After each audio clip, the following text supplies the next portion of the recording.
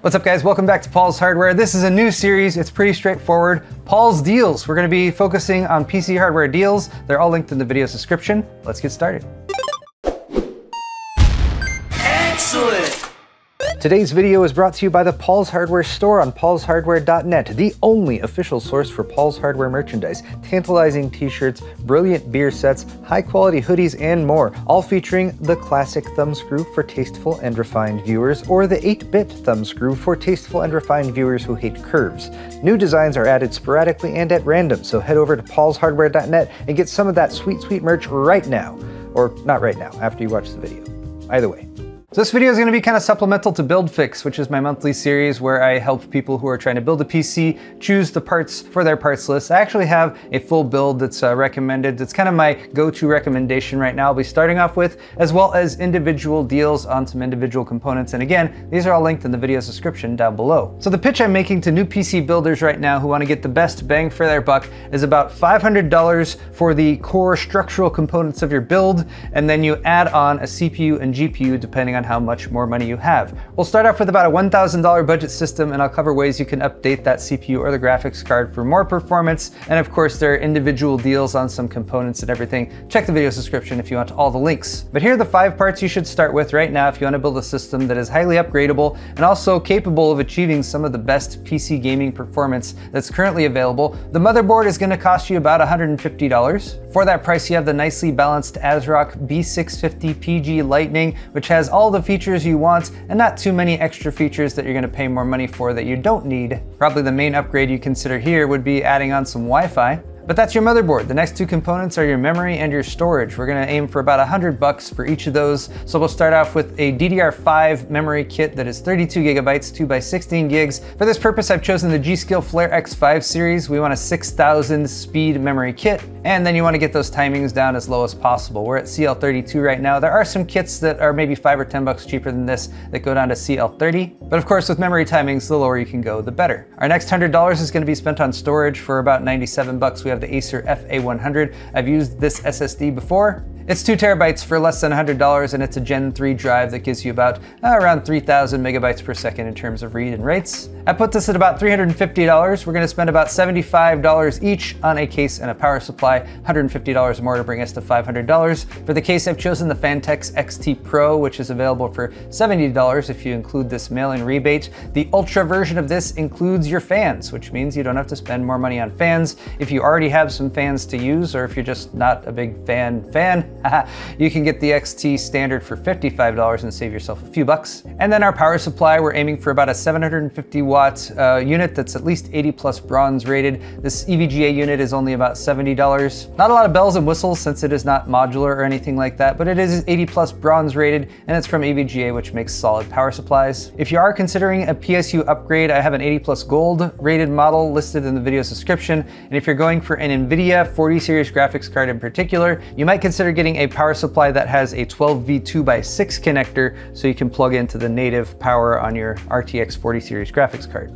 So those are my 5 components for $500 to get you started, but you're gonna need a CPU and a graphics card, and the CPU and the graphics card are the things that most dictate the overall performance of your gaming system. You'll note that we're building with an AM5 motherboard, and that's just my recommendation right now because Intel has had a few issues with their 13th and 14th gen processors, but we are expecting a new series of CPUs and motherboards to launch from Intel within the next couple of months probably, so keep an eye out for those. But to finish out your build, you're gonna need a CPU and a graphics card. Let's talk about the CPU first. The Ryzen 5 7600 is going to be your budget entry-level option. It's a 6-core, it's only about $182, $183 right now. And the nice thing about the 7600, since it doesn't have an X on the end, means it will include a stock CPU cooler in the box, which can get you by to get you started with your build. The step up from the 7600 is the 7600X, which is right now $195 at Amazon. However, with the X series CPUs, you don't get a cooler in the box. So you need to spend $25 or $35 more to cool this processor.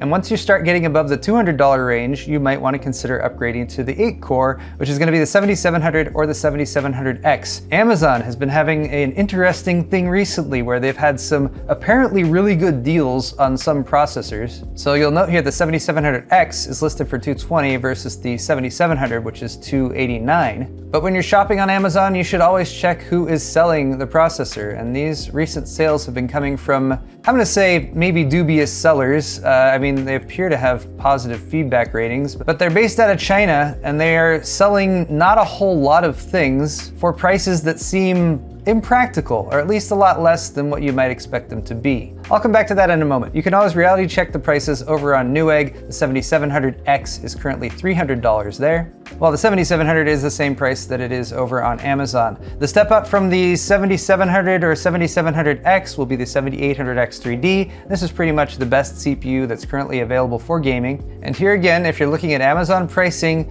there's been some big question marks just lately. Right now, it's being sold directly by Amazon for about $400. But as we were preparing for this video, there was that same Amazon seller who had this listed for $265. Really cheap. So I decided to take a risk and I ordered one of those $265 7800X 3Ds. Actually, an update, guys, my $265 7800X 3D order was canceled within 24 hours.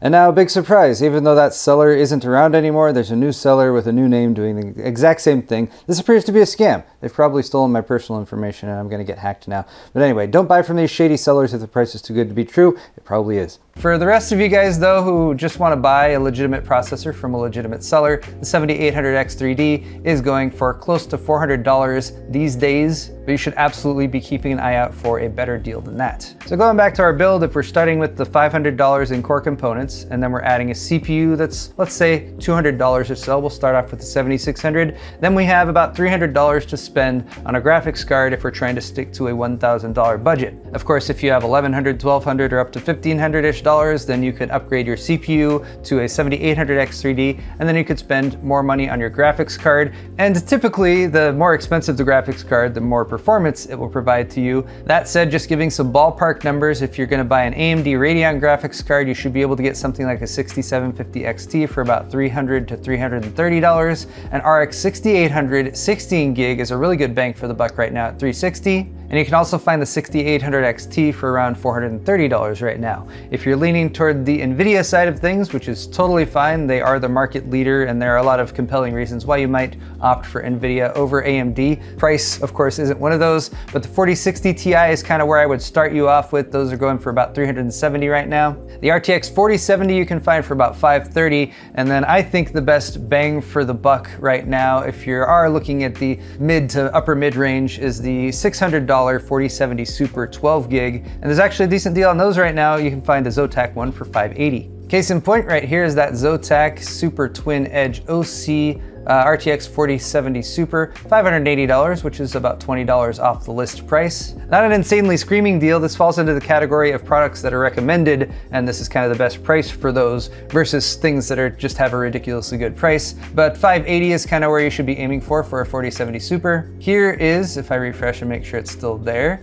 a XFX Speedster RX 6750 XT for $310. And this is just gonna get you way more performance than something like an RTX 4060 if you're comparing NVIDIA graphics cards in this range. Here again is that same shady Amazon seller who has a 6750 XT listed for $250. And then I wanted to show you guys the RX 6800, which was less than this. It's not $600, but look, if we scroll down to other sellers, look, $360. That's a, wow, what a nice discount for that one. We can even add it to the cart. Yeah, there it is, $360 for an RX 6800. That's a good deal. So that is the build I would recommend to pretty much most people who are looking to build a gaming PC, starting at a price of about $1,000, and of course scaling up if you want to upgrade either the CPU or the graphics card to any of those other options. Now we're gonna go over the rest of my deals by category, and we'll plow through these as quickly as we can. Starting with some coolers, and again, if you buy an X CPU from AMD, you're going to need to add a cooler because it doesn't come with one in the box. Thermalright has excellent bang for the buck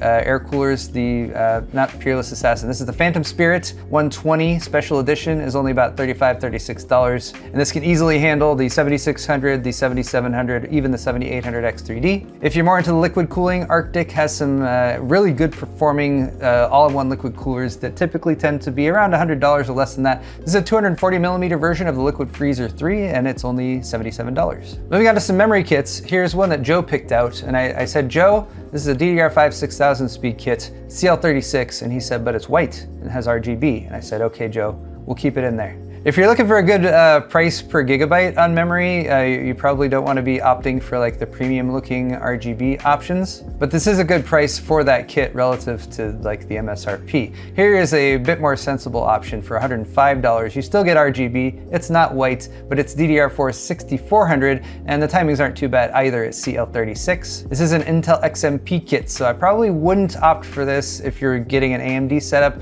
Go for an Expo settings memory kit if you're doing AMD. But people are still building with Intel, despite some of the recent issues they've had with 13th and 14th gen processors. In particular, if you're building on Intel, or if you already have an Intel processor, if you have a mid-tier or lower end option, those have not been experiencing many issues by and large. My recommendation right now to anyone who is building or working with an Intel system is just make sure to update your motherboard's BIOS ASAP. And if you're running with the latest BIOS settings and microcode settings, you should be okay. That said, $100 for this board is a pretty good deal. It is not an entry-level board. It does have some additional bells and whistles like a fixed I/O shield and some better power delivery, as well as a few M.2 slots for your SSD expansion. Here's a higher-end Z790 motherboard. This one would typically sell for, I guess $260 is the list price, down to $200 for the Gigabyte Z790 Aorus Elite AX. Again, a nice solid all-around motherboard for anyone who's building on Intel right now. Just make sure you update the BIOS, and a nice discount for that one.